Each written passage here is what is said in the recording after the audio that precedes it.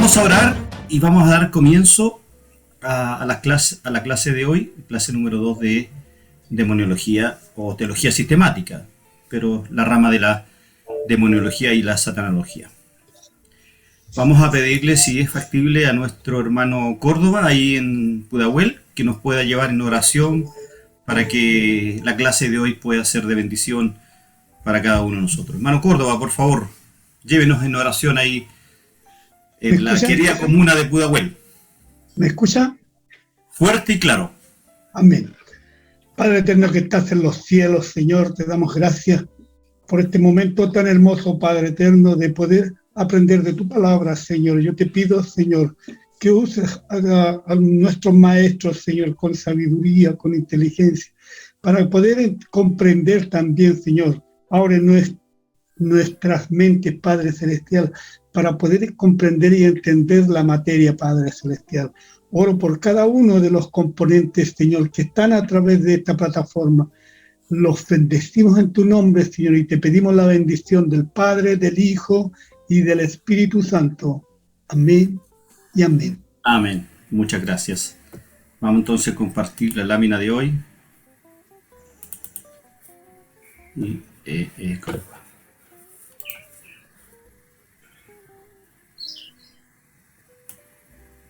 Ya. Bien. Clase número 2 de este año 2022, Teología Sistemática número 3, y nos corresponde hoy día ver la segunda parte de la clase de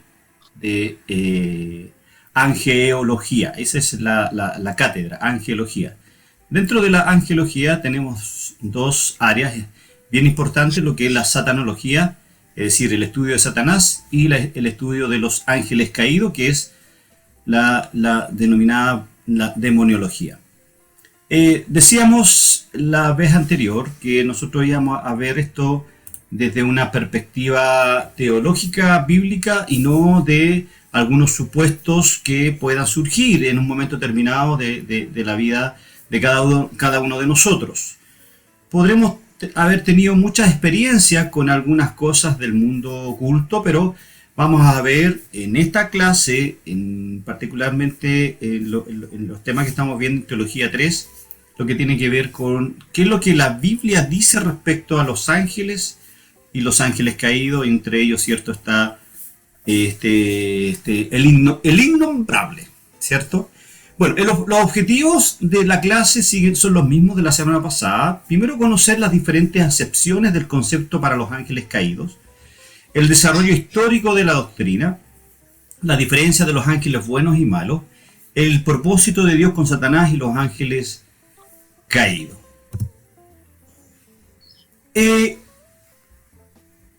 Tengo una pregunta. ¿Aceptarían ustedes una definición de Dios como un ser sobrenatural que tiene la capacidad de influenciar a la gente para el bien? Vuelvo a preguntar. ¿Aceptarían ustedes una definición de Dios como un ser sobrenatural que tiene la capacidad de influenciar a las personas para hacer el bien? Esa es una definición aceptable, ¿cierto?, de lo que es Dios, ¿correcto? Porque el concepto de Dios es mucho más amplio que eso, pero en términos generales, la definición más sencilla que podemos encontrar que Dios es un ser sobrenatural que tiene la capacidad soberana de influenciar a la gente para hacer el bien, ¿correcto? Ahora, otra pregunta a manera de introducción. ¿Aceptaría, por lo tanto, una definición del diablo como un ser sobrenatural que tiene la capacidad de influenciar a la gente para el mal? ¿Qué piensan ustedes? Dejo la pregunta, y esta pregunta la vamos a contestar al final de la clase. A pesar de una definición tan similar, solo pienso que si usted cree que la definición de Dios respecto a que Él es un ser todopoderoso, sobrenatural, que tiene la capacidad para influenciar a la gente para el bien, la verdad que Satanás tiene lo en cierta manera tiene las mismas acepciones. Si usted cree que Satanás, ¿cierto?, está vencido, yo le diría que sí, pero en cierta manera su obra aún no le ha llegado. Entendemos que Dios gobierna, Cristo gobierna a la diestra de su Padre, pero la Biblia, sobre todo en el Nuevo Testamento, entrega un sinnúmero de conceptos relacionados con Satanás y los demonios. Por lo tanto, ¿qué tiene Satanás que lo hace ser tan increíble que la gente no cree en su existencia? Ojo. ¿Quiénes creen en Satanás? Solo los cristianos. Y aquellos aquellos cazafantasmas que de una u otra manera ven fuerzas sobrenaturales en algunas cosas y le dan una definición un poco errada. Pero, ojo, ¿qué tiene Satanás que lo hace ser tan increíble que la gente en el mundo no cree en su existencia? Inclusive, amados hermanos y hermanas, viendo la presencia tan evidente del mal en el mundo, ¿cierto? La verdad que me comencé a dar cuenta de que ellos, es decir, las personas que no creen en Satanás, consideraban a Satanás como algo parecido a los duendes, a las brujas y cosas que salen en las noches, o simplemente un ser de color rojo con un tridente, con cola, cierto, con punta y con dos cachos y con bigote y con barbilla en la punta de la pera. La verdad es que yo no creo en una criatura tan ridícula como esa, con cuernos, patas con pezuñas y colas que andan rondando en un traje rojo haciendo que la gente haga cosas malas. Entonces, las escrituras señalan claramente en 2 Corintios capítulo 11, versos 14 y 15, no es maravilla porque el mismo Satanás se disfraza como ángel de luz, así que, acuérdense, yo siempre le he enseñado cuando aparece la frase así que, es decir, respecto a lo que está anterior, respecto a esta verdad que está antes que Satanás se disfraza como ángel de luz. No es extraño, dice Pablo, si también sus ministros, ¿quiénes son sus ministros? Los demonios, ¿cierto? Los ángeles caídos. Se disfrazan como ministros de justicia cuyo fin será conforme a sus obras, ¿cierto? Entonces, esa imagen de Satanás se originó, hermanos, en la Edad Media, cuando la iglesia era muy consciente de la realidad del diablo. La gente en ese tiempo, en la Edad Media, se preocupaba mucho por hallar formas de resistir a los malos impulsos de Satanás. Los teólogos de aquel entonces enseñaban que Satanás había sido un ángel bueno antes de su caída y que debido a que su pecado particular había sido el orgullo, ese es el pecado particular de Satanás, la gente podía resistir sus ataques burlándose de él. Y por eso que lo disfrazaron con imágenes ridículas como el que ya lo vimos. De ahí nace esta idea, esta mitología de burlarse de Satanás con un ser con un cacho de rojo, con cuernos, con bigote, de la Edad Media. Pero el Satanás de la Biblia, hermanos, si tenemos, por lo tanto, confianza en que la Biblia es inerrante y no contiene, por lo tanto, errores y nos dice la verdad, si nuestra teología tiene base bíblica y si tenemos confianza en que las Escrituras no es un simple libro de cuentos y mitologías, ¿cierto?, sino que representa la sobria verdad revelada de Dios, entonces concluyo en esta pequeña introducción que tenemos que tomar en serio lo que las Escrituras dicen sobre los ángeles caídos, Lucifer, y sus ministros, que son los demonios. En pantalla ustedes ven una lámina que dice: esta doctrina cristiana ayuda a proporcionar respuestas importantes sobre qué son los demonios, sus actividades, su identidad, su poder y su destino final. Las preguntas importantes sobre demonología cristiana incluyen varias más, pero yo seleccioné estas 5. ¿Qué enseña la Biblia sobre los demonios? ¿Cómo cayeron Satanás y los demonios del cielo? ¿Por qué algunos ángeles decidieron pecar? ¿Se acuerda que veíamos el libre albedrío la semana pasada? A manera de introducción respecto a los ángeles, o de resumen que hicimos de la doctrina de los ángeles. ¿Pueden los cristianos ser poseídos por demonios? Bueno, llegamos a la conclusión de que no, los demonios no pueden poseer a un creyente donde habita el Espíritu Santo.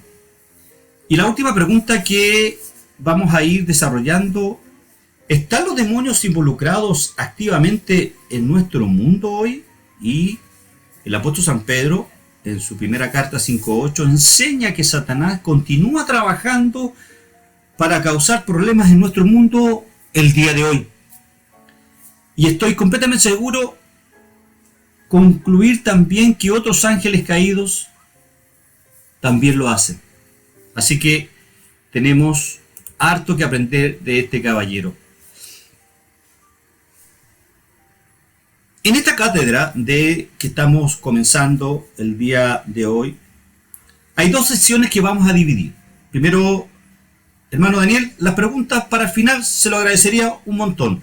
Permítame la línea del desarrollo y con toda seguridad yo le respondo su pregunta. Si no la sé, le diré, seré honesto, le diré, sabe que no la sé, y al final le contesto. Entonces, en esta cátedra de demonología y de angelología, hay una sección que ya la estamos estudiando, que es la satanología y la demonología.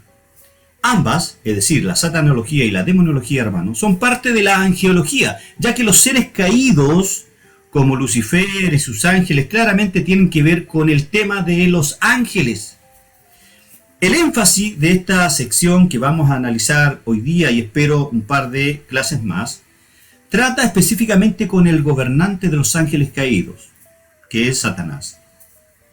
Analizaremos la carrera de Satanás y sus agentes que se extiende desde un pasado sin fecha, pero sí con origen. Recuerde que 1 Colosenses capítulo 1, verso 6,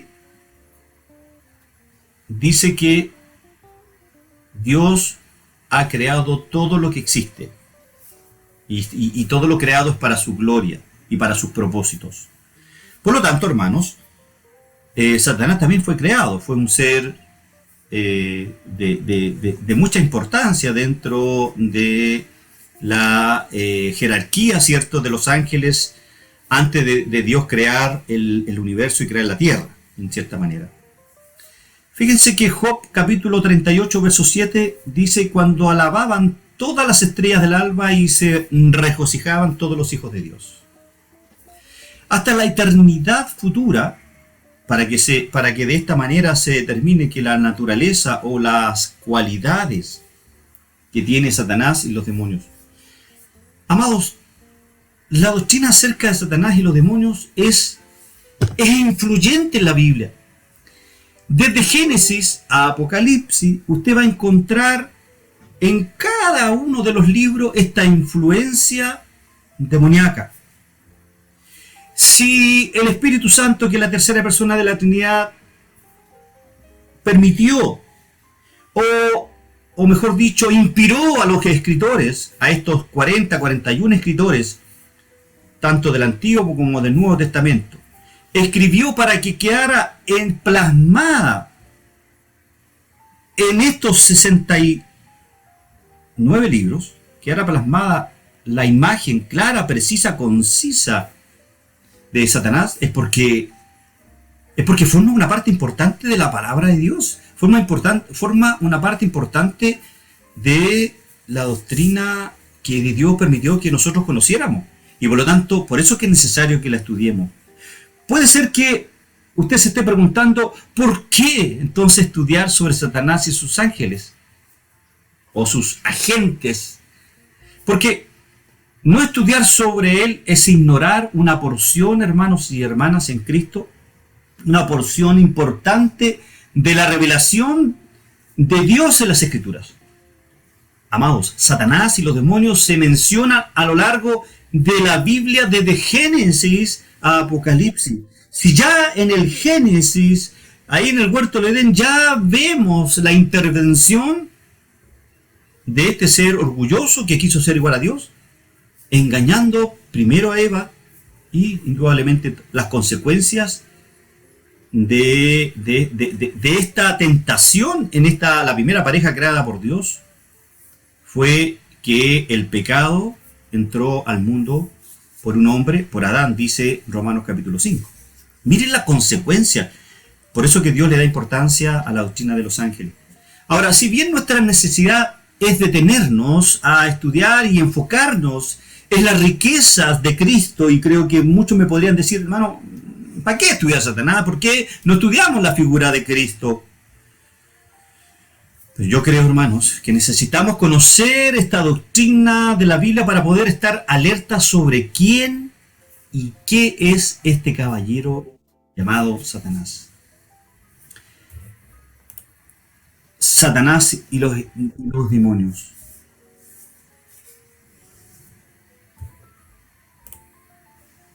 Origen de Satanás. Hay dos pasajes en la Escritura que nos dan luz respecto al origen de Satanás. Antes de continuar, quiero hacer un paréntesis. No veo a quienes se han integrado a nuestra clase. Al final voy a saludarles a cada uno de ustedes. Si hay siervos, hermanos y hermanas que se han integrado por primera vez, les saludo en el amor del Señor. Este es nuestro Instituto Bíblico Interdenominacional de Cerrillo, denominado por su sigla IBIC. Cierro el paréntesis. El origen de Satanás. Hay dos textos, hermanos, que son necesarios analizarlos. Ezequiel 28, de los versos 12 al 19. Yo creo que más de alguna vez usted lo ha leído. Y Isaías 14, de los versos 12 al 15. Fíjese que la idea de un diablo de horrible apariencia o con cuernos y pezuñas, como lo mencionábamos delante, y que la misma mitología pagana lo describió en la Edad Media, no es una figura que provenga de la Biblia. Voy a pedirle a los hermanos, por favor, que traten, por favor, de apagar sus micrófonos, ¿ya? Por lo tanto, de acuerdo con las Escrituras, Satanás fue originalmente Lucifer, un porta-antorcha, según el significado literal del vocablo Lucifer, ¿ya? Es más, espera un segundo, déjeme, ¿por qué el puntero no me funciona? Ahí está. Este vocablo Lucifer, ¿qué le pasa a mi mouse? Ahí sí. Significa un porta-antorcha, según el significado literal del vocablo. El más glorioso de los ángeles. Sin embargo, con orgullo aspiró a ser como el Altísimo y cayó en juicio del diablo. 1 Timoteo 3:6 nos dice, no un neófito, no sea que envaneciéndose caiga en la condenación del diablo. Es decir, habla de la causa y efecto. Eso le sucede también al ser humano, que se envanece, como dice Romano, se envanece en sus propios razonamientos. Por lo tanto, recordémonos, no es clase de teología de pecado, amarteología, pero el ser humano, cuando se envanece en sus propios razonamientos, es porque está sumando condenación para el día de la condenación. ¿Me entiende? Y Satanás, de una, ¿cierto? Se envaneció tanto, quiso ser igual a Dios. Vamos a leerlo un poquito. Y cayó en la condenación que todos vemos, es decir, los efectos de esto. Ezequiel 28, 12, 19. Un texto que ya lo conocemos. Podríamos analizar. Lo vamos a analizar, en todo caso está descrito acá. Fíjense que este es uno de los pasajes singulares, ojo, en que se habla a una persona, pero en realidad se está refiriendo a otra. Aquí el rey de Tiro meramente tipifica a Satanás, quien es la persona a quien de veras se está hablando. Esto se ve claramente del contexto. Y esta misma figura, ¿cierto? Donde hay pasajes singulares, que se habla a una persona, pero en realidad se está refiriendo a otra, también la encontramos en Mateo 16, 23 y Génesis 3, 14 y 15. Ahí vemos otro caso. Ahora, en este pasaje aprendemos lo siguiente acerca del origen de Satanás. Vamos, si pueden abrir ahí sus Biblias. Yo tengo la mía por acá. es que es de las Américas, pero voy a abrir la de la Reina Valera para que hablemos todos el mismo lenguaje. Puede abrir su Biblia y va anotando ahí algunas notas de estudios que les voy a ir compartiendo. Bueno, están ahí en pantalla por lo demás.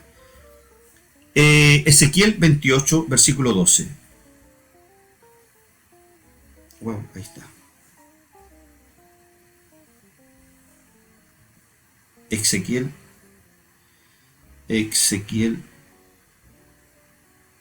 28, versículo 12.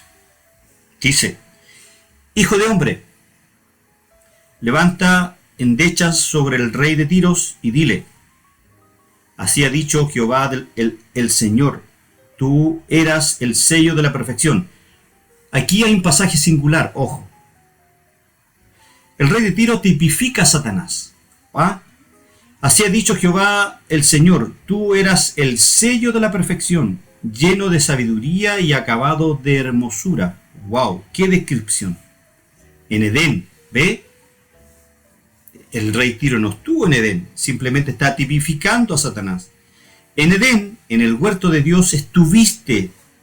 De toda piedra preciosa era tu vestidura, de cornerina, topacio, jaspe, crisólito, berilo y ónice de zafiro, carbunclo, esmeralda y oro. Los primores de tus tamboriles y flautas estuvieron preparados para ti en el día de tu creación. O sea, Dios preparó una ocasión especial, Dios preparó las circunstancias especiales para crear a este ser llamado Lucifer. Tú, versículo 14, tú, querubín grande, protector, yo te puse en el santo monte de Dios, allí estuviste, en medio de las piedras de fuego, te paseabas. Perfecto, eras en todos tus caminos desde el día que fuiste creado, hasta que se halló en ti maldad. Versículo 16, a causa de la multitud de tus contrataciones, fuiste lleno de iniquidad y pecaste, por lo que yo te eché del monte de Dios y te arrojé de entre las piedras del fuego, oh querubín protector. Se enalteció tu corazón a causa de tu hermosura, corrompiste tu sabiduría a causa de tu esplendor. Yo te arrojaré por tierra, delante de los reyes te pondré para que miren en ti. Vamos a dejarlo hasta ahí, porque vamos a desarrollar un poquito esta idea. Fue y es un ser creado, nos dice el versículo 13 y 15. Segunda idea, fue creado como un querubín. Estos eran seres celestiales o angélicos que simbolizaban la presencia santa de Dios y cuyo propósito era proteger y sostener la justicia de Dios. Eso nos dice Génesis 3:24. La misericordia de Dios nos dice Éxodo 25:22. Y el gobierno de Dios nos dice el Salmo 99:1. Recuerde que ya analizamos las características de los ángeles y el propósito por el cual fueron creados. Yo les mandé las láminas del año pasado con las cuales estudiamos angelología, y aquí están todas estas características, la labor que tenían los ángeles. ¿Ya? Punto número 3 dice, era el querubín ungido, versículo 14. Eso es que fue separado por Dios con poder y autoridad especiales. Dios creó el ambiente para crear a este ser especial.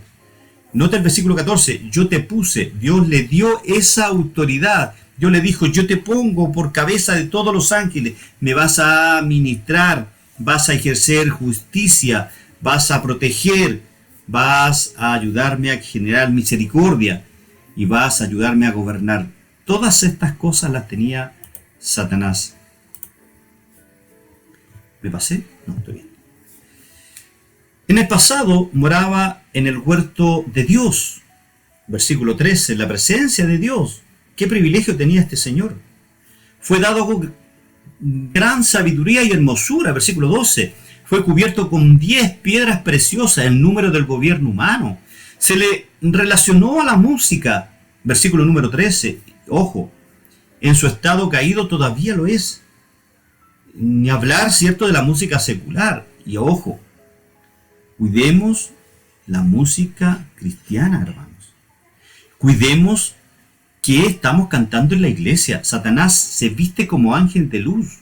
Satanás, recuerde que la música lo que genera es despierta las emociones. Esa es la finalidad de la música. Y hay mucha música en nuestras iglesias locales que son necesarios revisarla. Solamente una, hermanos. Ven, Espíritu, ven. ¿No les llama la atención esa música? Ese tema. Yo pregunto, ¿dónde está el Espíritu Santo? Bien, sigamos. Número 5. Perfecto en el principio, fue enaltecido con orgullo, se rebeló contra Dios y fue echado de su primer estado. Versículo 15 y 17. Leamos Judas 6.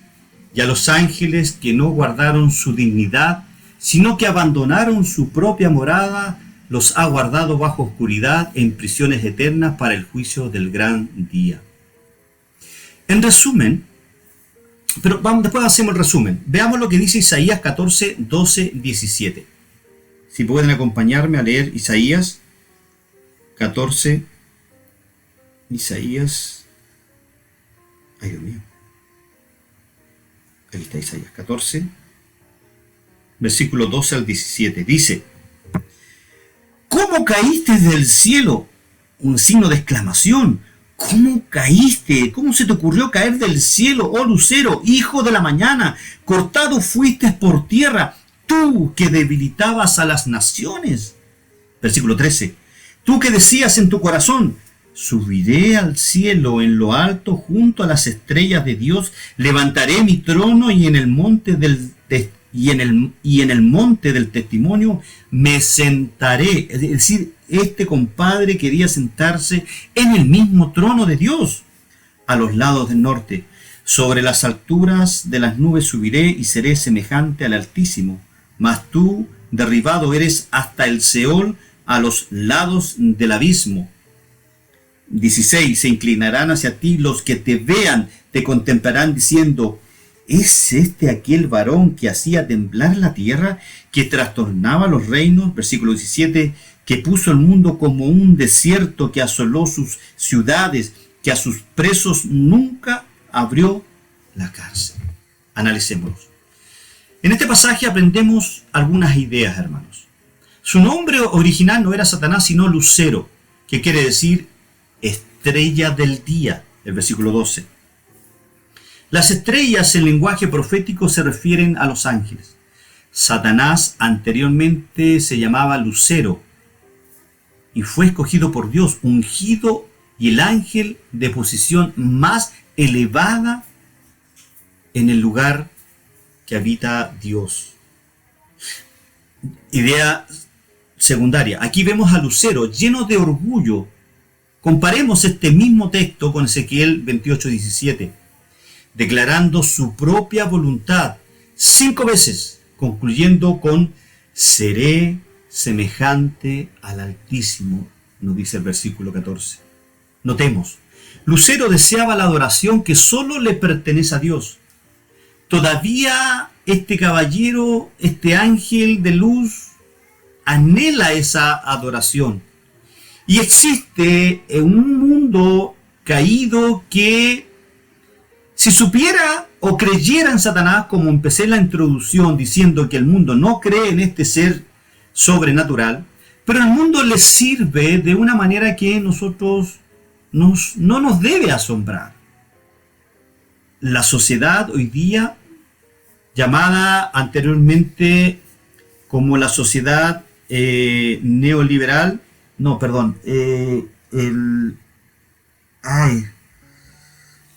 me acuerdo el término filosófico, pero hoy día se llama una sociedad líquida. Todo se diluye. Y el mundo se aferra a estas filosofías de todo tipo. Y con eso están adorando, Satanás está consiguiendo la adoración de millones y millones de personas en el mundo que no creen en este ser sobrenatural, pero sin saberlo le están adorando con sus acciones o sus malas acciones. Entonces, Lucero deseaba la adoración que solo le pertenece a Dios y todavía la anhela. Buscaba la adoración de Cristo. Leamos, Mateo 4, versículos 9 y 10 dice, y le dijo, todo esto te daré si postrado me adorares. ¿Se acuerda la tentación de Jesús? Entonces Jesús le dijo, vete, Satanás, porque escrito está, al Señor tu Dios adorarás y a Él solo servirás. Su último hecho antes de la venida de Cristo será reclamar la adoración de todo el mundo mediante la adoración de la bestia, Apocalipsis capítulo 13. Aquí vemos, punto 3, que Satanás como lucero tenía un trono, lo dice el versículo 13 de Isaías 14. Todavía reina desde su trono como príncipe de este mundo, nos dice Apocalipsis. Cayó Satanás y su perdición final está profetizada en los versículos 15 y 17. Y aquí quiero hacer este resumen. Nótese, amados hermanos, el fondo de las narraciones de Isaías 14 y Ezequiel 28. Fíjese que las personas se han preguntado por qué la narración está dirigida, como decía, a los reyes de Babilonia y de Tiro, antes de informarse con respecto a la caída de Satanás. Fíjese que una de las respuestas sería en el sentido de que el profeta describió la caída de Satanás para un propósito práctico. Algunos de los reyes de Babilonia y Tiro reclamaron para sí en forma blasfema adoración como si fueran seres divinos. Podría ser una. Pero para advertir, perdón, me pasé. Para advertir a los tales, los profetas, inspirados por Dios, descorrieron el velo del pasado lejano y presentaron la caída del ángel rebelde que dijo, seré semejante al Altísimo. En términos generales, nos describe estos dos textos que analizamos. Por lo tanto, la lección que nos entrega el profeta, ambos profetas, era la siguiente: si Dios castigó el orgullo blasfemo de este ángel elevado que se creía Dios, que fue creado de manera especial, acuérdense, esta cantidad de elementos que Dios creó, preparó para su creación perfecta. Por lo tanto, si Dios castigó el orgullo blasfemo de este ángel elevado, no dejará de castigar a cualquier monarca, a cualquier ser humano que se atreva a usurpar el lugar de Dios. ¡Wow! ¿Qué dice Romanos 1:18? Dios... ¡Ay, Dios mío! Perdón, ese texto yo me lo sabía de memoria. Romanos 1:18.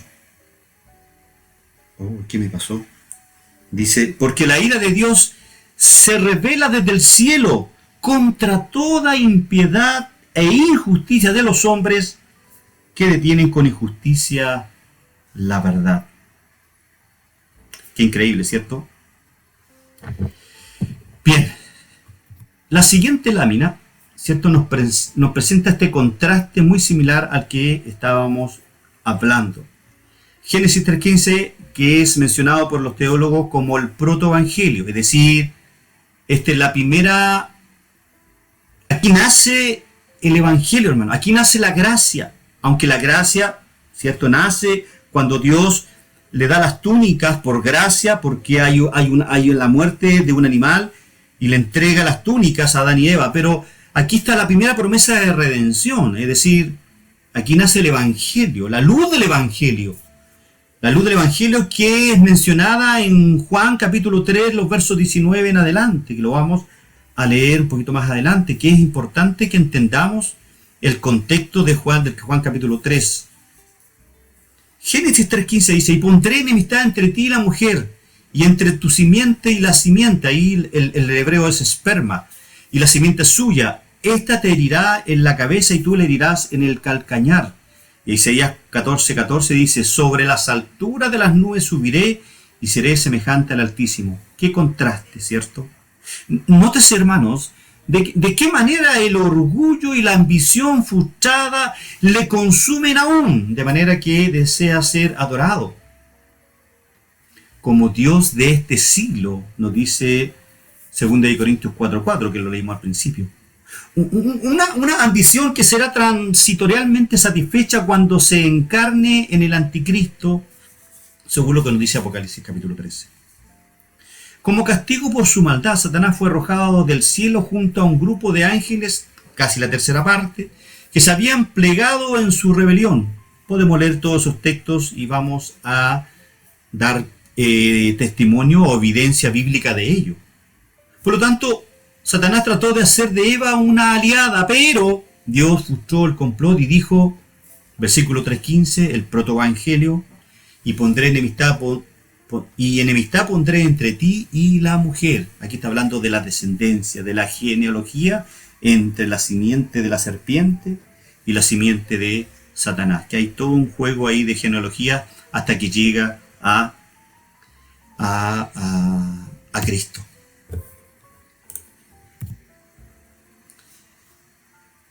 Parte 2 de la doctrina de Satanás. Pero antes...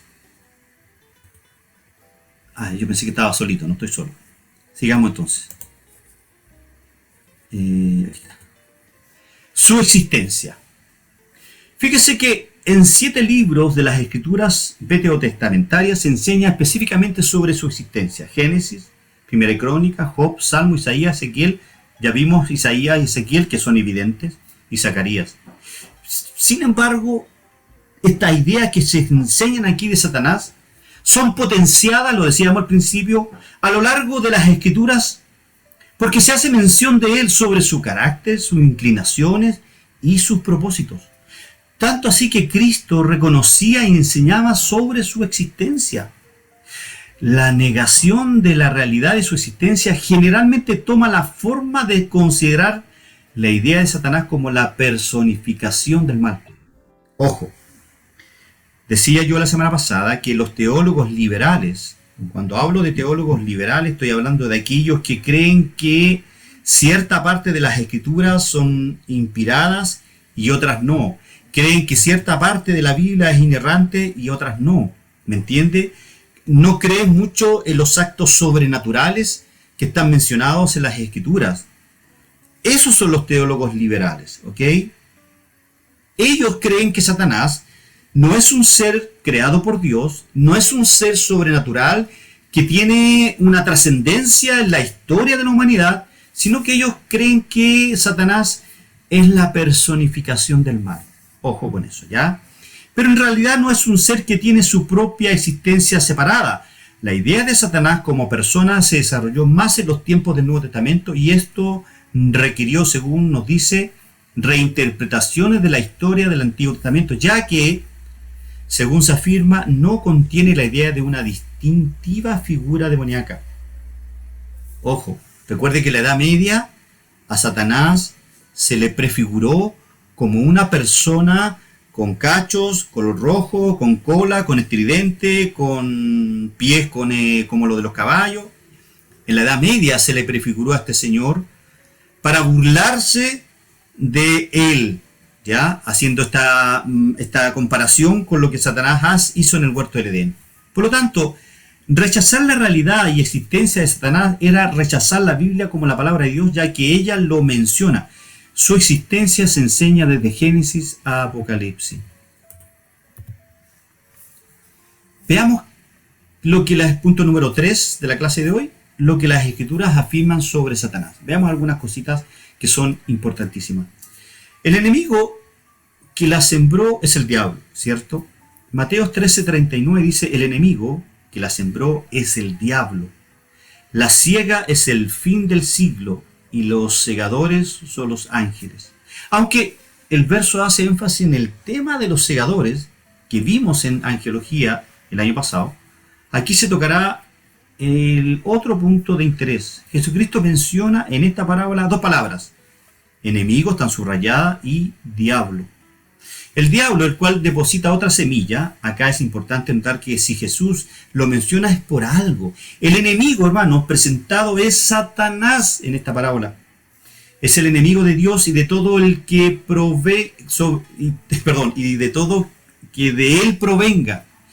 En el mismo contexto inmediato es presentado como el malo, y leamos Mateo 13:19.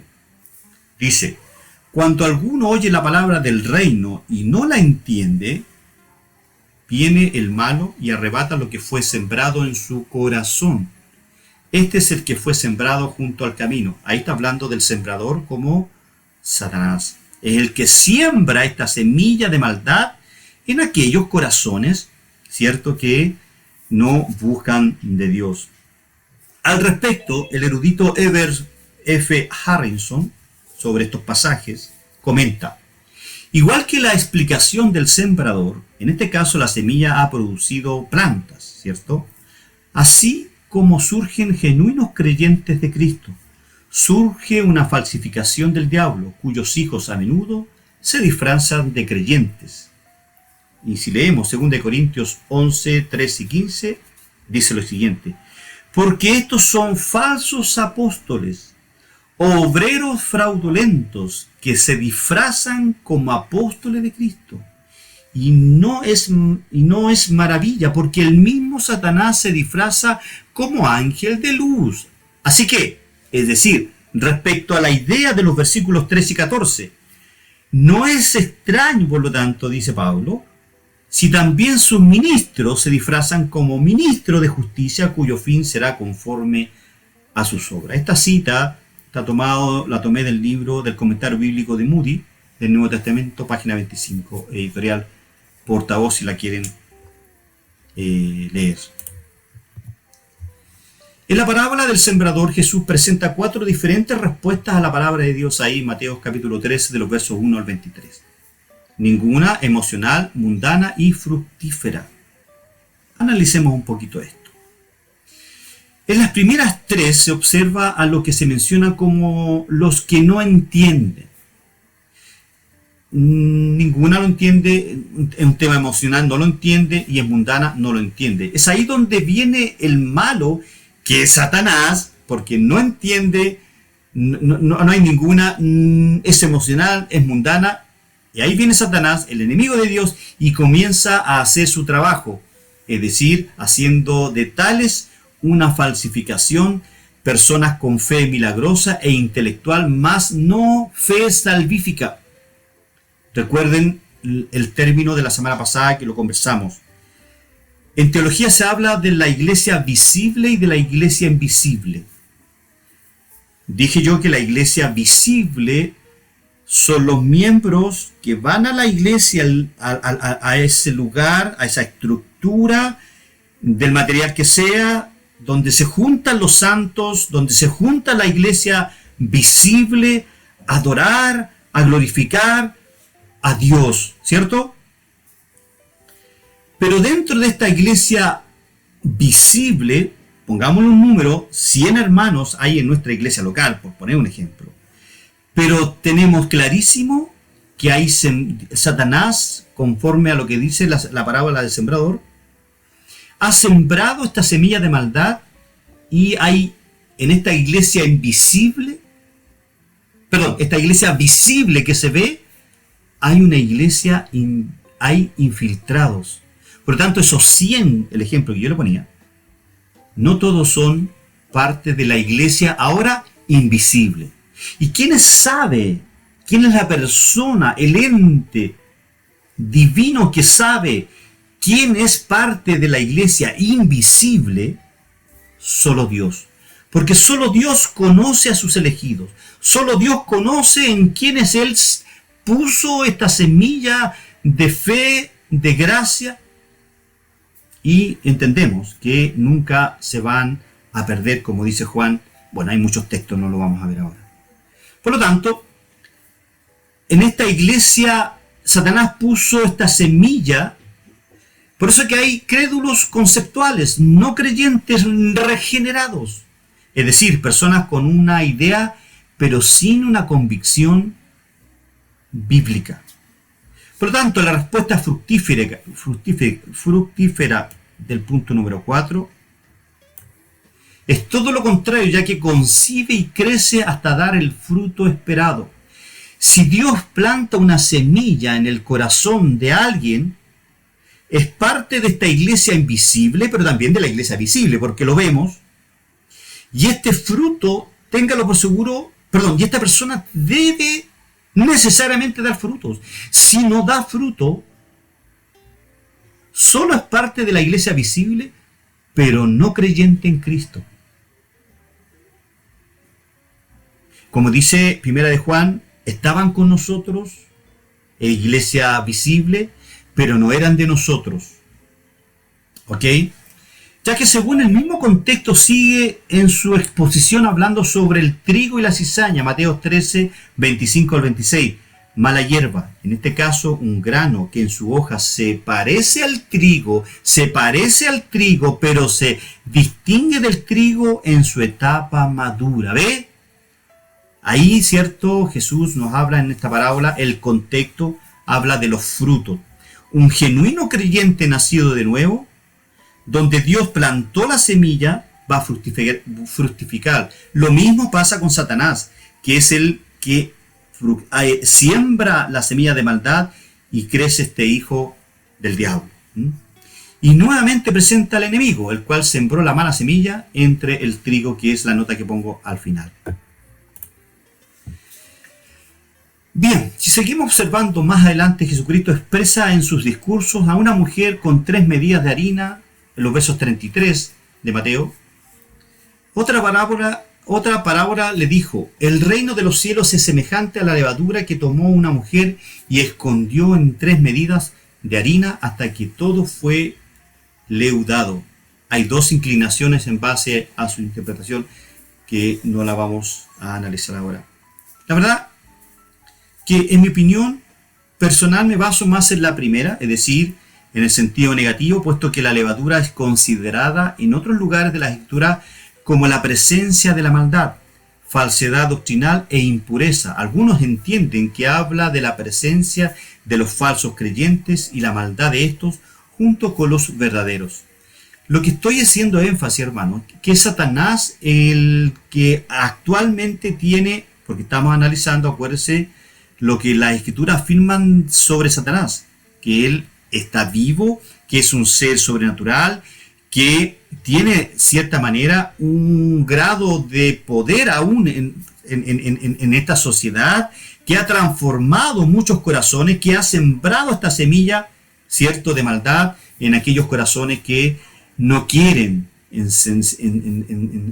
términos sencillos, no quiere nada saber de Cristo. Cuarto, su personalidad. Satanás tiene algunas características. Primero, tiene un intelecto. 2 Corintios 11:3 dice: pero temo que como la serpiente con su astucia engañó, la serpiente sabemos que es Satanás, si para engañar se necesita un intelecto, generar un plan. Por lo tanto, Satanás es un ser intelectual. Esa palabra engaño viene del griego exapatao, que engañó a Eva. Vuestros sentidos sean de alguna manera extraviados de la sincera fidelidad a Cristo. Eso es lo que busca Satanás. Engañarlo a usted, que es un creyente genuino, a que, ¿cierto?, procure no adorar a Dios en justicia y en verdad. El verbo engañó del griego exapatao es un compuesto del cual comunica la idea de engaño absoluto o engaño completo. Y de igual forma utilizado ahí en 1 Timoteo, me acuerdo, 2:14. Amado, ese engaño pleno se expresa como una seducción. Satanás seduce que envuelve a la persona en la violación de las leyes morales y su orden. Según lo menciona por Pablo acerca de Satanás, se presenta la motivación y uso de su intelecto en 2 cosas. Primero, planifica sus estrategias. Planificó cómo engañar a Eva. Y 2, complica lo sencillo colocando adheridos a un mensaje directo y claro para que se pierda el enfoque. ¿Cómo que Dios no puedes comer de ese árbol? ¿Se da cuenta? Va maquineando la idea. Por lo tanto, Satanás, dentro de su personalidad, él tiene un intelecto. Aquí se presenta como los creyentes cómo los creyentes pueden ser engañados y sus pensamientos pueden ser extraviados de la sincera fidelidad, santidad y devoción a Cristo, si estos prestan atención a algo o a alguien fuera del Señor. Nosotros sabemos, hermano, que Satanás es astuto y también es comunicativo. Y algunas características de Satanás respecto a su intelecto, que es astuto. Una persona, aquí lo presento acá abajo, una persona astuta es considerada como aquella que tiene la habilidad para comprender las cosas y obtener provecho o beneficio mediante engaño o evitándolo. Y claramente que Satanás es astuto. Es comunicativo.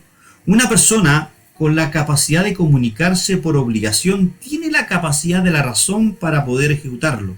Las palabras y acciones son el producto del pensamiento. Satanás también tiene emociones. Dice Apocalipsis 12:17.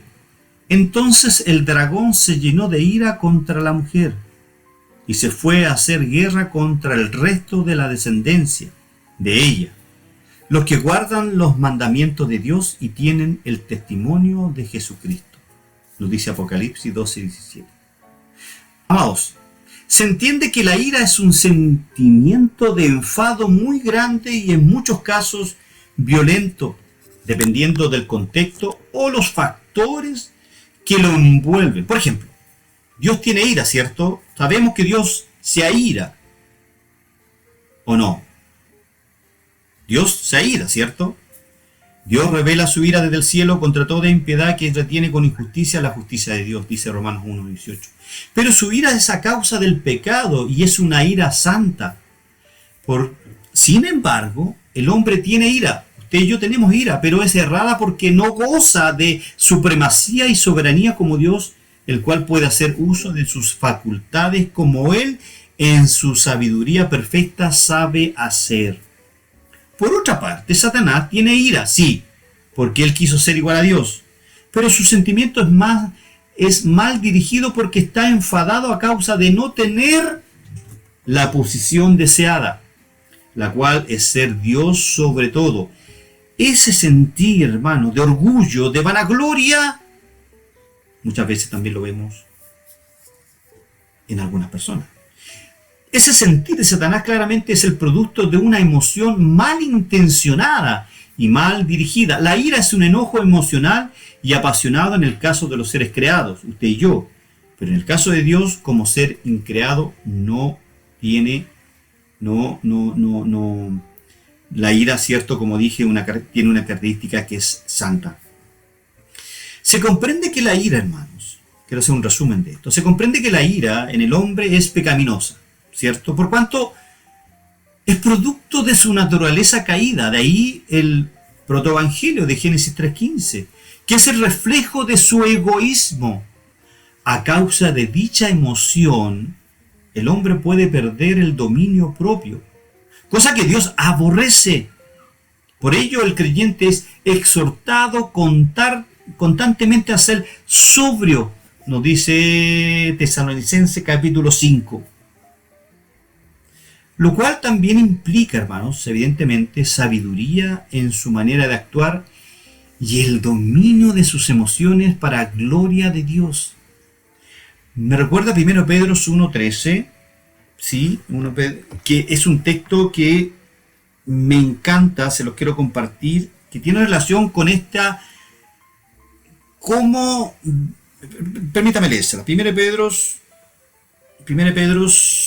1:13. Por tanto, dice, ceñid los lomos de vuestro entendimiento, sed sobrio y esperad por completo la gracia que se os traerá cuando Jesucristo sea manifestado. Qué maravilloso texto, ¿cierto? Bien, continuemos conociendo a este caballero. ¿Satanás tiene voluntad? Claro que sí. 2 Timoteo 2:26 dice, y escapen del lazo del diablo en que están cautivos a voluntad de él. Este verso expone claramente cómo Satanás ha tomado cautivo para sí esclavos para hacer su voluntad. Por así decirlo, son personas hechizadas y envenenadas por él. mezclada con esta naturaleza pecaminosa que tiene el ser humano, que es esclavo de su pecado. ¡Wow! Satanás muchas veces ni siquiera tiene que motivarlos, tiene que cautivarlos. ¿Por qué? Porque, como Pablo dice, que hay una ley en nuestro interior que nos lleva cautivo a la ley del pecado. Tal cautividad es ilustrada como pecado. En sí lo que da a entender que el deseo del diablo es mantener cautivos, engañados a los hombres en su corrupción. Voluntad, del griego telema, como bien sabe, es elección, propósito. En sentido abstracto es inclinación. Y la inclinación de Satanás siempre va a ser contrario a la ley moral de Dios. Esto es el deseo que determina un hecho, hermanos. Entonces, con esto se puede comprender que Satanás es un ser que en base a su naturaleza intelectual y emocional disfruta de igual forma de voluntad para ejecutar sus acciones. Él se deleita engañándole a usted. Él se deleita engañando a la iglesia visible. ¿Me entiende? Recuerda que hay un texto por ahí que dice que tal vez engañará, aún dice tal vez a los escogidos. Aunque entendemos que no va a ser así. El diablo tiene responsabilidad moral también. Me quedan 3 minutos, hermanos. Y termino con esta idea y empezamos las preguntas y dudas que usted pueda tener. Responsabilidad moral. Entonces dirá también a los de la izquierda, apartaos de mí, dice Mateo 25:41. Malditos al fuego eterno preparado para ¿quién? Para el diablo y sus ángeles. ¡Wow! Como lo estudiamos en angelología el año pasado, se utilizó el verso para exponer un punto de importancia. Aquí se tocará otro de igual forma, y es la responsabilidad moral que él tiene. Pregunto, ¿nosotros tenemos responsabilidad moral? Ahora que estamos en Cristo, sí, pero recuerde que el hombre sin Cristo tiene su moralidad, no es un ser moral libre, lo que decía la clase pasada. Porque su moralidad está trastocada. Es un ser que siempre va a buscar hacer lo malo. En cambio nosotros, gloria a Dios que sea así, nuestra moralidad siempre tiene que estar filtrada a través de la palabra. Es la palabra lo que nos guía a hacer lo correcto. 2 Timoteo 3, 16, 17, 18. Es la palabra lo que nos permite ser personas de bien, en cierta manera. Y es la responsabilidad moral que él tiene. Como antes se observó, el fuego fue preparado para el diablo y sus ángeles, y no para el hombre. Sin embargo, si el hombre sigue al diablo oponiéndose en un rechazo voluntario a la misericordia de Dios en Cristo, tendrá su suerte en el mismo fuego con Satanás y sus ángeles caídos. Permítanme leerle un texto que lo quería compartir con ustedes para que puedan entender. Juan, si lo pueden anotar en su Biblia, se los recomiendo.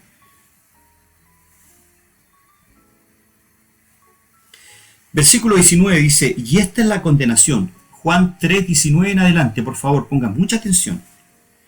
Juan 13, 19, y esta es la condenación, que la luz vino al mundo y los hombres amaron. Ese verbo amaron está en tiempo presente y usa en infinitivo. ¿Qué quiere decir esto? Que es amaron permanente. No es que amaron hoy día y mañana no amaron, sino que es amaron, es un amor permanente, indisoluble. Lo perdí ya. Y los hombres amaron más las tinieblas que la luz, porque sus obras eran malas. Porque todo aquel que hace lo malo aborrece la luz y no viene a la luz, para que sus obras no sean reprendidas. Mas el que practica la verdad, ponga atención, viene a la luz, para que sea manifiesto que sus obras son hechas en Dios. No mis propias fuerzas, sino que si usted hace obras buenas, usted las hace en Dios. Gracia permanente. Después de esto, versículo 22, vino Jesús con sus discípulos a la tierra de Judea y estuvo allí con ellos y bautizaba. ¿Qué quiero decir con esto? Hermanos amados, la luz del Evangelio a usted le alumbró y puede ahora ser un ente responsable moralmente delante de Dios. Es por eso que nosotros debemos predicar el Evangelio, para que esa luz maravillosa, personas que nosotros queremos, que no han sido aún alcanzadas con el Evangelio y que Satanás las tiene atrapadas, cautivadas, puedan ver la luz y sus obras, ¿cierto?, empiecen a ser frutos, que son frutos de arrepentimiento en cierta manera. Si Satanás fue culpable por encabezar voluntariamente una rebelión inmoral e irresponsable, es porque tenía sobre sus hombros una responsabilidad moral anticipada. La responsabilidad consiste en que el ser intelectual está obligado a cumplir sus obligaciones de forma adecuada. Al no cumplirlas, se le etiqueta de irresponsable, y Satanás quiere ser responsable. Y al faltar al carácter divino, recordando que la moral no es subjetiva, sino objetiva y absoluta, porque el estándar yace en Dios, se le conoce como inmoral. Fíjese que si usted nota el verbo acusa al objeto acá, ¿ya?, por el cual se dicta una condena de culpabilidad. Este término legal basa la culpabilidad en su responsabilidad.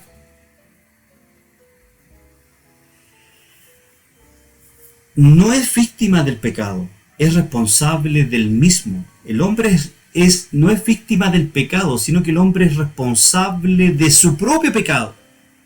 Fíjese que dicha responsabilidad moral se puede definir como el conjunto de valores y normas de una persona o de un grupo social que funcionan como una guía para obrar. Esos son valores morales. Es decir, la moral orienta a una sociedad, a una persona, acerca de qué acciones son correctas y cuáles son incorrectas.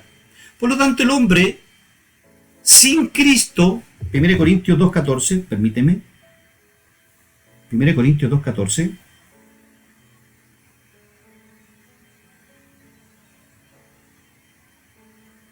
dice, Pablo dice en 1 Corintios 2.14, pero el hombre natural, es decir, el que no tiene a Cristo, el hombre que no ha sido regenerado, el hombre que es un hombre natural, que se deleita en sus delitos y pecados, dice, el hombre natural no percibe las cosas que son del Espíritu de Dios, porque para él son locura y no las puede entender porque se han de discernir espiritualmente. Por lo tanto, el hombre sin Cristo es un agente, no es un agente moral libre, porque su moralidad, si bien es cierto para él es absoluta, ¿ya?, no es subjetiva, pero su moralidad siempre lo va a conducir, intelectualmente siempre lo va a conducir a hacer lo incorrecto. Y Satanás, como también es un hombre que tiene una responsabilidad moral, lo conduce a aquella acción. Por lo tanto, la moral orienta, decía, acerca de qué acciones son correctas, hermanos, y cuáles son incorrectas. Dios, como ser justo, condena al culpable. Dios jamás condenará a un inocente. Romanos 8.1 dice, ninguna condenación hay para los que están en Cristo. Usted y yo estamos en Cristo. Por lo tanto, no hay ninguna condenación a nuestras acciones, porque nuestras acciones inmorales ya fueron perdonadas por Dios. Bien, quiero llegar hasta aquí. Me queda los nombres de Satanás. Le mandé yo hoy día la nota de estudio. Pensaba pasarlas completas, pero me equivoqué. Bien. Preguntas, inquietudes que ustedes quieran compartir. Con mucho agrado trataré de orientarlos o disiparles sus dudas.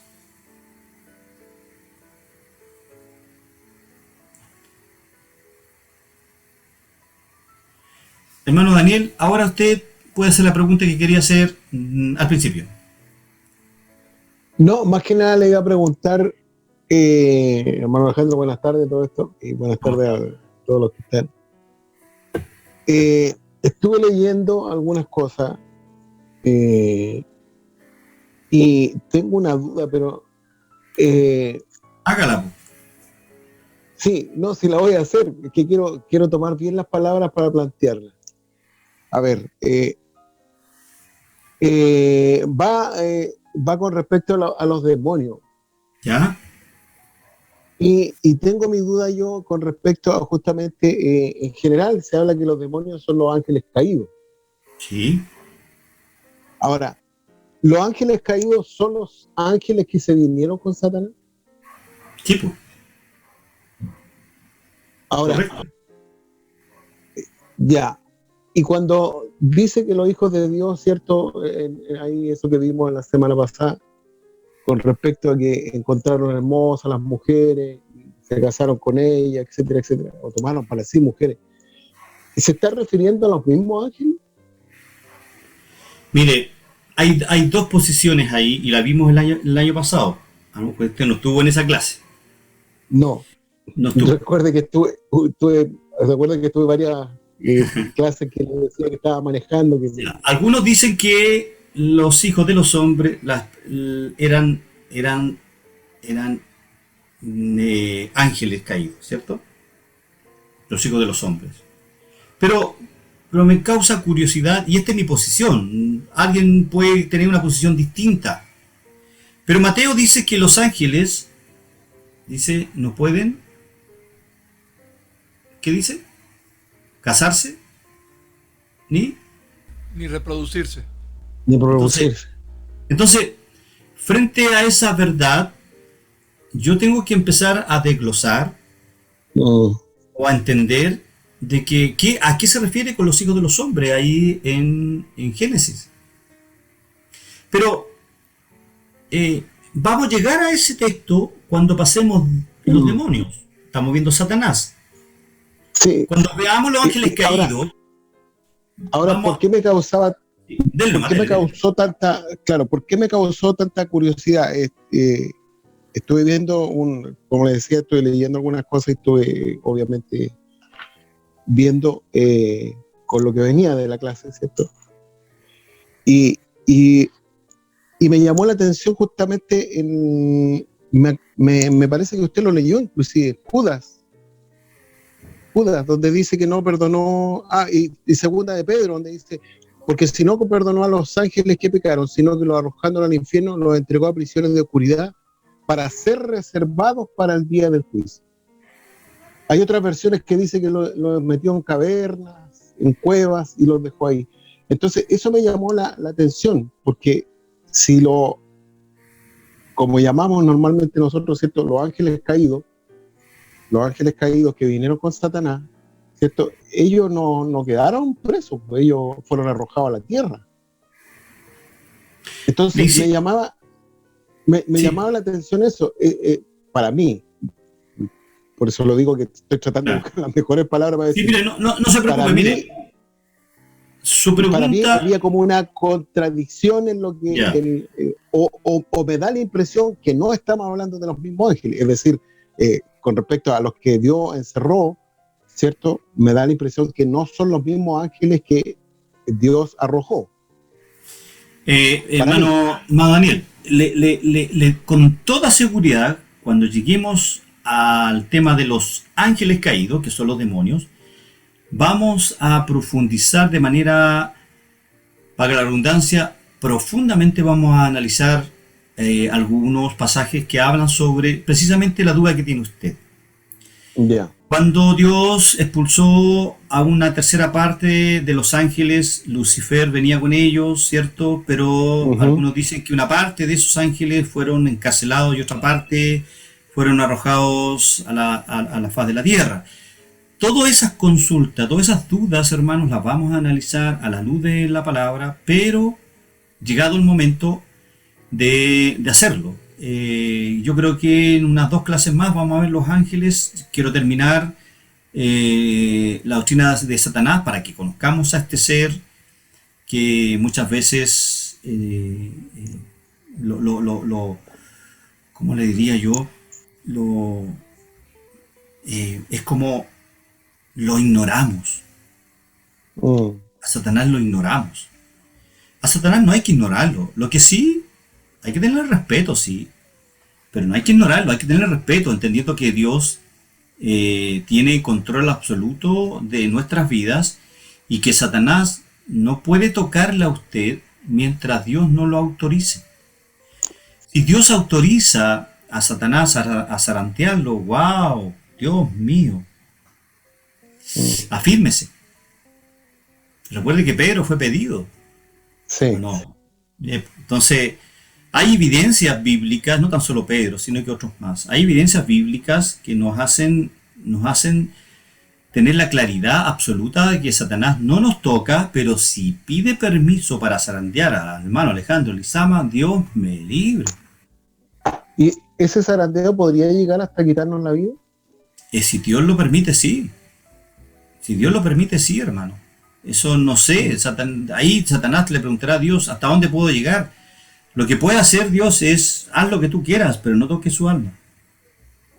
Recuerde que el alma, para algunos dicotomistas o para otros tricotomistas, y algunos que aquí son tricotomistas, yo no soy tricotomista, yo soy dicotomista, en el sentido de que el alma es el alma y el espíritu. Pero no vamos a entrar en ese debate teológico hoy día. ¿Me entiende? Entonces, Dios nunca va a permitir que el alma de una persona, que es el espíritu en el fondo, sea tocada por nada del mundo. ¿Me entiende? Satanás puede autorizar a tocar a que Satanás zarandee la vida de alguien, sé yo, no sé. Pero como Job también tenemos otra evidencia ahí. Entonces, exactamente, Job era próspero, era... hermano José, usted levantó la mano. ¿Alguna pregunta, algún comentario? Perdón, antes que hable, Daniel,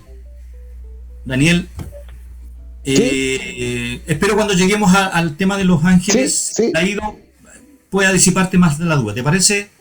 Pero ahí te adelanté un poquito la idea. El hermano José Coronel, de Venezuela, ¿alguna preguntita? Buenas noches. ¿Cómo está? Buenas noches. Un poco tarde, aquí tenemos problemas con internet. No se preocupen. Verdad que interesante el tema y nunca había visto esta observación que usted ha hecho con relación a los ángeles, ¿no?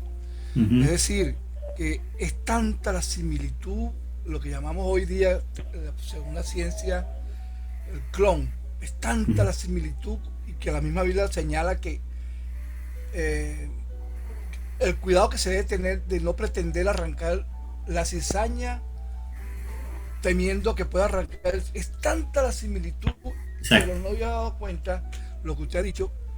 Y es cierto, entonces podemos decir, o cabe especular, lo digo de esa manera porque yo estoy aprendiendo, que aquellos que dijeron en el momento cuando el Señor llama o cuando el Señor venga, en tu nombre echamos demonios, en tu nombre hicimos milagros, son estos ángeles falsos, estos falsos creyentes que eran ángeles o demonios, o ángeles caídos. Podríamos decir que esos son esos mismos.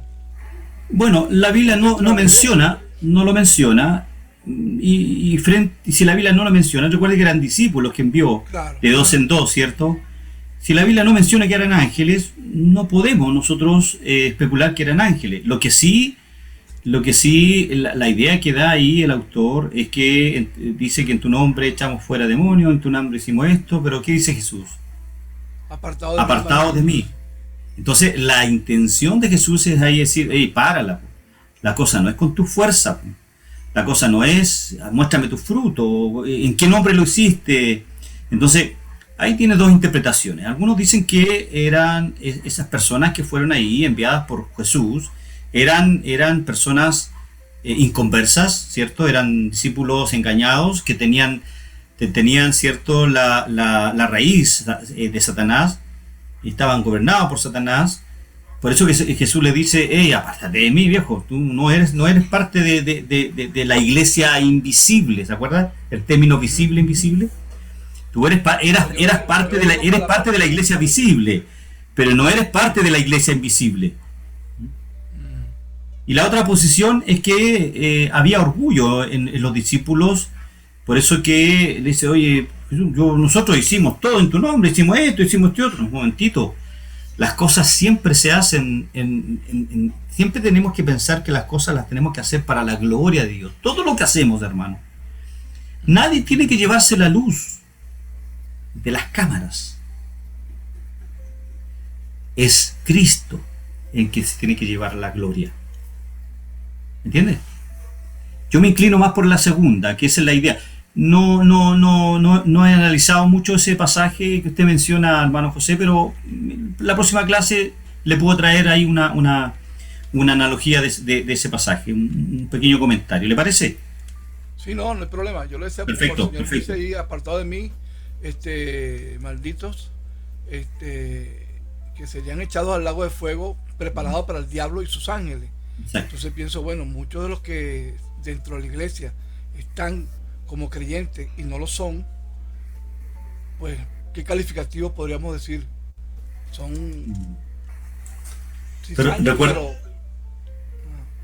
recuerde, hermano José, que dentro de la iglesia visible hay ángeles, pueden haber hasta inclusive demonios entre medio de la gente que nosotros no sabemos y tratan de engañarnos. Por eso. ¿Me entiendes? Así que hay cuidado con eso. Hay que tener discernimiento de espíritu y ver qué pasa ahí. Bien, hermana Elizabeth, gracias, hermano José. Gracias, profesor. Hermana Elizabeth, por favor. Buenas noches, bendiciones a todos. Es solo para decirle que al inicio de la clase, cuando discutió las características de Satanás, que no aparece en el material que nos envió esta tarde. Ah, sí. A ver si esa parte la puede reenviar. ¿Sabe por qué lo hice? Para ver si usted estaba atenta. Qué malo. Porque yo sabía que usted yo sé que usted lee el material que yo le envío. Así que ahí un recordatorio para todos ustedes. Yo envié el material como a las 4 o 5 y me puse a leer por ahí a otras teologías y encontré ahí un párrafo interesantísimo y que lo voy a agregar a las diapos, pero después, con tanta pega en la oficina, ahí el pastor Guillermo puede indicarme, hoy día fue de loco, no pude mandar la segunda parte, pero se las voy a enviar para que tengan completito esa característica del origen de Satanás, ¿ya? Gracias, hermana Elizabeth. Gracias a usted. Bien, ¿algún otro comentario, alguna pregunta que quieran hacer? Si no concluimos, ¿les parece? Bien, la hermana Sara Elizabeth y Erika. Hermana Erika, ¿cómo está usted? Buenas tardes. Bien, Pastor Juan Ángel, ¿cómo está? Buenas tardes. Ahora les saludo a todos. Buenas tardes, ¿cómo le va? Dios les bendiga. Bien, gracias. ¿Cómo está Argentina por allá? Por ahora todo bien, gracias a Dios. Qué bien. Bueno, vamos también a aprender, vamos a tratar de tocar un pequeño temita dentro de los ángeles caídos, que es la guerra espiritual. Yo puedo entender que para algunos hermanos la guerra espiritual sea el tomar un libro, el tomar la Biblia y gritar y orar y reprender. La verdad que, según lo que nosotros vemos en las Escrituras, la guerra espiritual es clara. Pablo habla ahí en Romanos capítulo 12 que debemos renovar nuestra mente. La guerra espiritual, hermano, se da aquí Satanás, como es un ser intelectual, intenta engañarnos a nosotros. Por lo tanto, la guerra espiritual está aquí se da la guerra espiritual. Satanás, cierto, Satanás y sus demonios intentan convencernos a nosotros de que nuestra visión tiene que ser distinta a lo que Dios nos pide, que en nuestras actitudes, que debemos fundar un poco más nuestro orgullo, darle más potencia a nuestro intelecto y creernos el cuerpo, ese tema del feminismo y de un montón de otras cosas de ideología. Eso es lo que hace Satanás. Por lo tanto, la guerra espiritual la vamos a ver más adelante, pero a modo de introducción. La guerra espiritual, ¿cierto? Algunas grupos religiosos que yo no creo que hagan con mala intención, pero sería bueno que alguien les pudiera aclarar de que la guerra espiritual es acá en nuestra mente. Todos los días tenemos guerras en nuestra mente. No tenemos lucha contra sangre ni carne, sino que contra potestades, contra gobernadores de las tinieblas, contra huestes de maldad en las regiones celestes, ¿cierto? Pero están aquí, tratando de invadirme, tratando no de posesionarme, sino que de invadirme, de hacerme caer, de tentarme, y un montón de otras cosas más.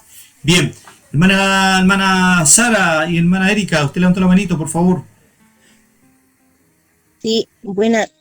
Quiero preguntarle porque usted dijo el otro día que Satanás no se podía entrar en un creyente, ¿cierto? Exacto. Ya. Y Dios también a uno, bueno, yo lo veo así, que Dios primero saca como las cosas más visibles. Yo lo veo así, por ser el fumar, el tomar, esas cosas que a lo mejor se ven más, según yo, y después Dios va como trabajando, pero me doy cuenta de que lo que más cuesta es que trabajar en nuestro propio carácter, pues. Entonces digo yo, o pienso, cuando yo me descuadro o cuando me salgo de mi casilla, o no digo de pecar, sino que Sí, también es pecado para mí hacer algo que no corresponde, pero en ese momento también está actuando Satanás, influyéndome a mí. Ya, mire, me hizo como 10 preguntas en una. Voy a tratar de contestárselas todas, ¿ya? Pero está bien, no se preocupe. Nos puede servir a todos, ¿ya? Mire, cuando llegamos a Cristo, llegamos con pecados residuales. ¿Qué son los pecados residuales, hermana Erika? Son todas aquellas conductas que nosotros traíamos. Fumar, tomar, qué sé yo, un montón de otras cosas, ¿cierto? Hay algunos creyentes que en forma inmediata dejan todas esas cosas porque entienden que eso no le agrada a Dios. Otras personas, ¿cierto?, se demoran un tiempo y Dios va trabajando en aquellas actitudes. Y llega el minuto que el Espíritu Santo nos convence y nos dice, wow, basta, listo. Y nosotros nos convencimos que fumar es malo, que tomar es malo, que tomar una Coca-Cola es malo. Tomar una Coca-Cola es tan malo como fumarse un cigarro, hermanos. Y somos tan legalistas a veces que condenamos a los que solo fuman. Pero no condenamos a los que se toman una Coca-Cola, cuando es tan malo o más malo que fumarse un cigarro. Lo que pasa es que socialmente el fumar un cigarro dentro del mundo creyente, ojo, no estoy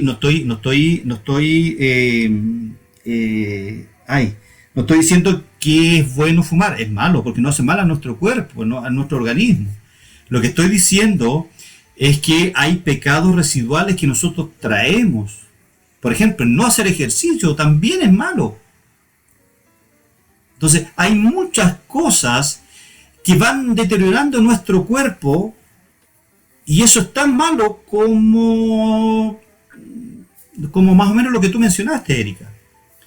Y Dios va trabajando en nuestro intelecto por intermedio de la palabra de Dios, por intermedio, ¿cierto?, del Espíritu Santo que está en nosotros, que nos va convenciendo. Por eso es que el apóstol San Pablo dice en Filipenses 1:6, que el que comenzó en nosotros la buena obra, ¿qué buena obra? La salvación. Dice, la perfeccionará, ¿cierto? Esa perfección es a lo largo desde el nacimiento como creyente, dice, hasta el día de Jesucristo. Es decir, toda la vida el Espíritu Santo trabaja y se va a seguir trabajando en mí. ¿Me explico? Toda la vida Satanás va a trabajar, el Espíritu Santo va a trabajar en mí. Pero paralelo a eso, Satanás y sus secuaces también está trabajando para recordarme que fumar es bueno, para recordarme que, no sé, porque ser infiel es bueno, que, ¿me entiende? Que un traguito, que es bueno, que robar no es bueno, es más fácil, costo-beneficio, ¿me entiende? Todo eso. Entonces cuando llegamos a Cristo, ojo, hay un texto que dice ahí, nueva criatura somos, las cosas viejas pasaron, y aquí son todas hechas nuevas. Entonces yo pregunto, ¿por qué no hemos cambiado? Lo que pasa es que ese texto tiene otra interpretación, hermanos. Pero en términos más concretos, Erika, nosotros llegamos a Cristo con pecados residuales. Son todos esos pecados que trajimos de la vieja naturaleza. Y Dios va trabajando con nosotros paulatinamente. Hay algunos que se demoran más, otros que se demoran menos, otros que hay santificaciones, pero de la noche a la mañana dicen, no, yo soy del Señor y nada más. Otros que se demoran mucho más, ¿cierto? Y de a poco, ¿cierto?, van dejando aquellas cosillas que a Dios le desagradan. Un proceso. No sé si satisfago tu pregunta, no sé si te hace fácil la respuesta que te doy. No tanto, quería... Aclárame entonces un poquito más tu pregunta. Me doy cuenta que... a ver, ¿cómo lo explico para que no se sientan? No, dale, nomás dale, por favor. Me cuesta cómo decirlo, pero personas que llevan mucho tiempo, ya yo voy a decir yo llevo estos años, ¿cierto? Pero a mí me cuesta manejar lo que es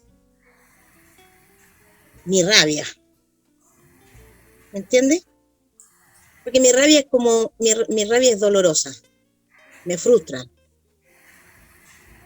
Y yo lucho con eso porque yo no quiero enojarme, porque sé que la palabra dice que no debo estar enojado, porque eso me puede amargar, después puedo hacer algo que no quiero, decir cosas que no quiero. ¿Me entiendes?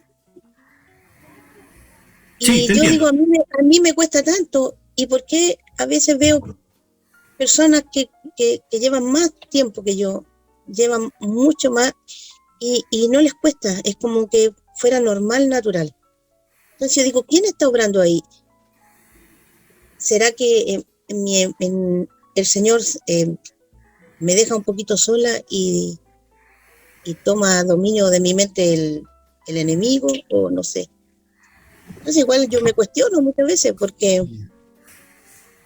al cuestionado digo, a lo mejor... Bueno, lo primero, ahora entendí tu pregunta. Mira, claro, mira, para tu tranquilidad, yo también a veces me enojo. Pero procuro no enojarme y o cuando me enojo, procuro que ese enojo no cause el daño a las personas. A veces me enojo conmigo mismo porque no me salen las cosas. A veces me enojo con mis hijos, pero le pido al Señor que ese enojo no se transforme en ira y le provoque daño a mis hijos. ¿Me entiendes?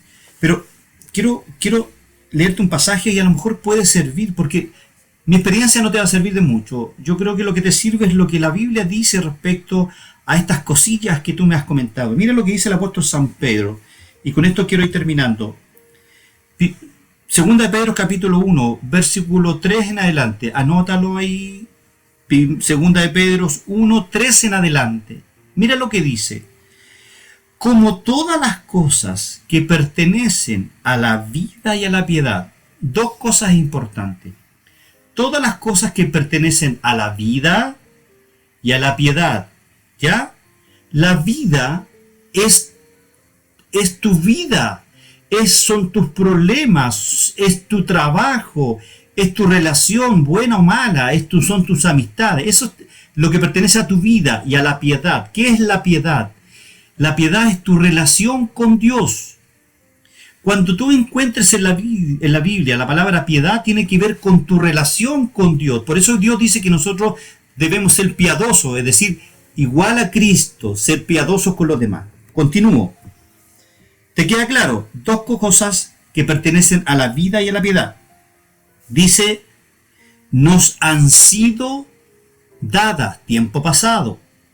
¿Cierto? ¿Por qué? ¿Por medio de qué? Por medio de su divino poder, dice. ¿Mediante qué? Mediante el conocimiento de aquel que nos llamó. Dios ya te llamó. Te llamó ¿para qué? Te llamó por su gloria y excelencia. Sigamos la línea, ¿ya? Por medio de las cuales nos ha dado, tiempo pasado, preciosas y grandísimas promesas. ¿Para qué? Dice el autor de Pedro. Para que por ellas, es decir, por estas cosas que ya nos han sido dadas, llegases a ser participantes de la naturaleza divina. Habiendo, y aquí hay una responsabilidad tuya. Dice, habiendo huido. Esa palabra huido es un verbo que está en tiempo infinitivo, es decir, siempre tienes que hacerlo, pero está en modo imperativo, es decir, es una orden. Habiendo huido de la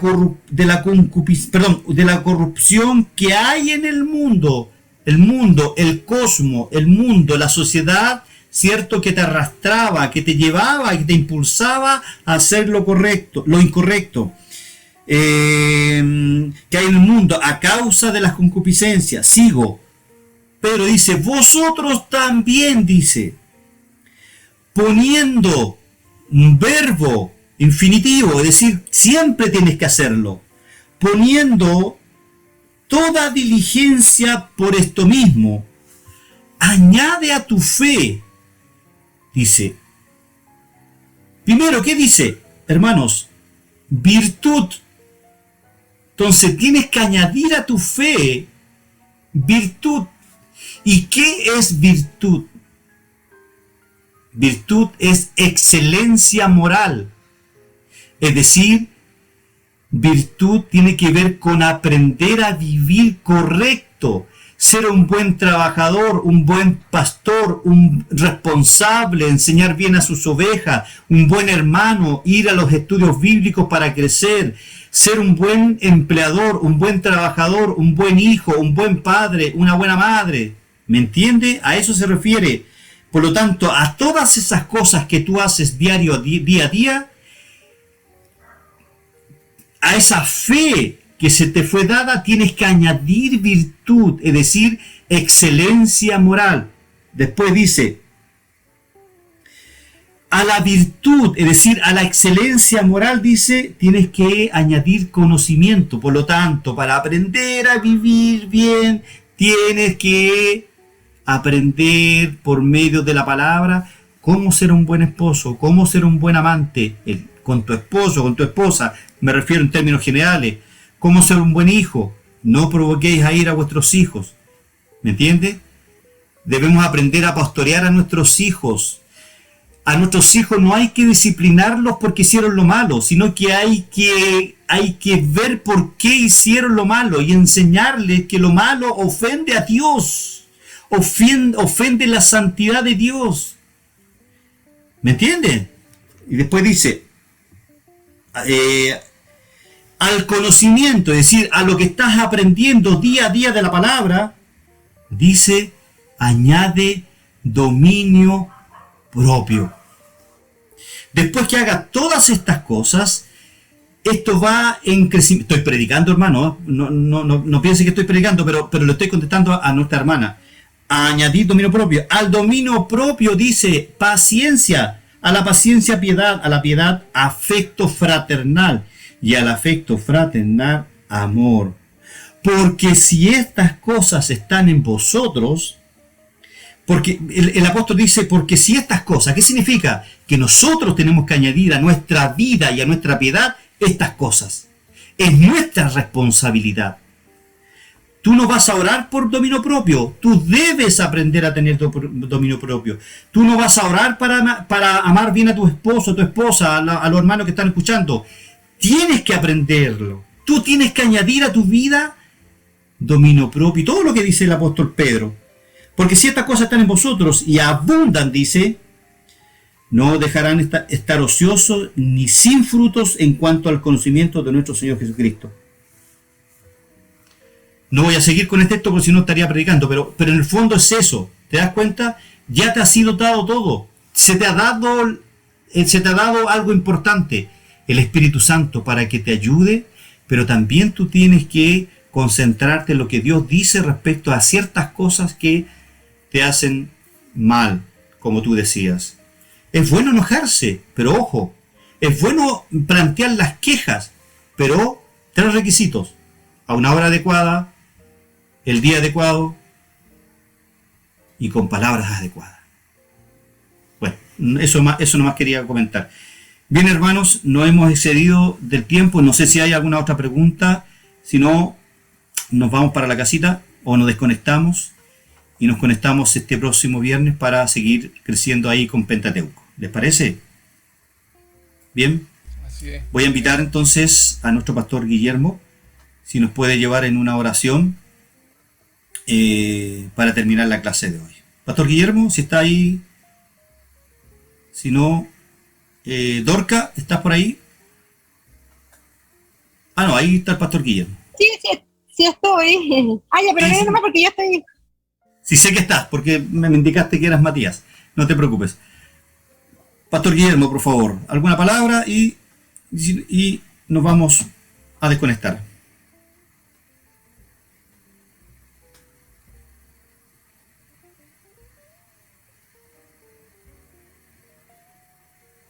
No se escucha.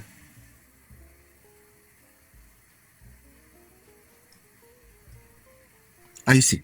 Ahí sí. Amado Dios y Padre Celestial, te damos las gracias, Señor, por el momento que nos has dado, Señor, este espacio que nos han dado para poder estudiar tu palabra y algo que es muy esencial, entenderla, Señor, a la luz de la Escritura, a través de la guía del Espíritu Santo. Gracias por cada hogar representado.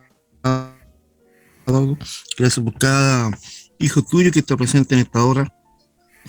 Y permita que en el día y en la noche, Señor, y en el quehacer diario, esa enseñanza, Señor, sea trayendo claridad para nuestra vida y mayor entendimiento. Agradecemos, Señor, la presencia de cada uno de los que están presentes y que sus vidas, Señor, sean bendecidas a través de esta instancia, Señor, que se ofrece, Dios mío, a todos tus hijos. Bendíganos, Señor, en esta hora y nos retiramos de este espacio, Señor, para poder vernos el próximo viernes y así cada semana, Señor, ser, Dios mío, partícipe de esta bendición. Bendiga a cada hermano, Señor, de otras naciones, Dios mío, que han escuchado esta enseñanza y bendiga sus vidas, Señor, grandemente. Amén. Bendiga a sus pueblos, Señor, su familia. Te rogamos, Padre, que tu misericordia, tu perdón sea con nosotros y con cada uno de tus hijos, como hace también tu bendición, la que viene de parte de nuestro Dios Padre, de parte de nuestro Dios, y de parte del Dios Espíritu Santo. Amén y amén. Amén. Amén. Bien, hermanos, Dios les bendiga y les invito, si te gusta, abrir su camarita y nos despedimos hasta el próximo viernes, si Dios quiere. Dios les bendiga, cuídense. Saludos allá, Argentina. Amén, Dios les bendiga, saludos. Saludos, Argentina, Pastor Juan. Chao, chao, Dorquita. Bendiciones. Saus, Rundiaus, Dios les bendiga. Erika, Pastor José Miguel, Dios le bendiga por allá. Hermano José, allá Venezuela, Dios les bendiga. Chao, hermano, nos vemos, cuídense. Hermana Miriam, Dios les bendiga. Mano Cristian, apóstol, ¿dónde está? Mano Cristian. Yo le digo apóstol de cariño nomás. Ya, Dios les bendiga. Bye, bendiciones. Chao, chao, cuídense. Un abrazo, bendiciones. Chao, chao.